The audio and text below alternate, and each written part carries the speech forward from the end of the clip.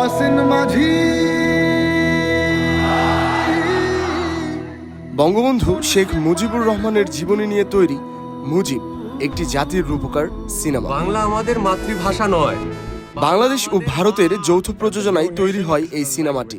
বলা হয় দেশের চলচ্চিত্রের ইতিহাসে সবচেয়ে বড় বাজেটের নির্মিত সিনেমা এটি। যেই ছবি নির্মাণে ব্যয় করা হয়েছে প্রায় ৭০ কোটি রুপি, বাংলাদেশি টাকায় ৮৩ কোটি টাকা। মুজিব সিনেমার সেই ব্যয় নিয়ে এবার প্রশ্ন তুলেছেন অভিনেত্রী আজমেরী হক বাঁধন।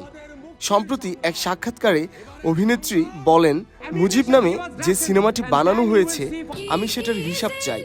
আমি দেখতে চাই এত বাজেটের একটা সিনেমা কিভাবে এত খারাপভাবে বানানো যায়। মুক্তির পর থেকেই মুজিব একটি জাতির রূপকার সিনেমা নিয়ে নানা আলোচনা সমালোচনা হয়েছে। যদিও আওয়ামী লীগ সরকারের শাসনামল থাকায় সে সময় অধিকাংশ চলচ্চিত্র বোদ্ধারাই এই ছবি নিয়ে কোনো মন্তব্য করেননি।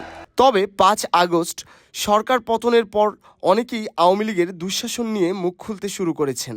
অভিনেত্রী বাঁধনও তাদেরই একজন। ছাত্রদের আন্দোলন থেকে রাজপথে বেশ সরব ছিলেন তিনি। এরই মধ্যে মুজিব সিনেমার খরচ নিয়ে প্রশ্ন তুলে বাঁধন বলেন, কোটি কোটি টাকা বাজেট নিয়ে কি সিনেমাটা বানালো, সেই টাকাগুলো কোথায় গেল এই হিসাব তো আমি দেখতে চাই। আমার খুবই কষ্ট হয়েছে। দেশের টাকা দিয়ে বানানো, আমাদের ট্যাক্সের টাকা দিয়ে বানানো সিনেমা, যা ইচ্ছা তাই একটা বানিয়ে দেওয়া হলো।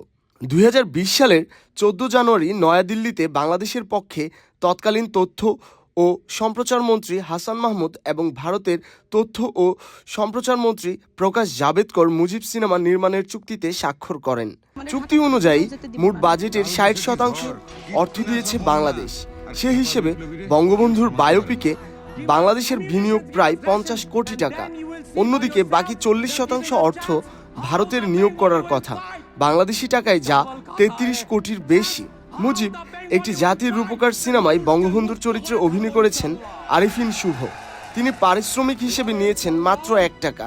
১ টাকা পারিশ্রমিক নেন ফজিলাতুন নেসা মুজিবের চরিত্রের অভিনেত্রী নুসরাত ইমরোজ তিশাও।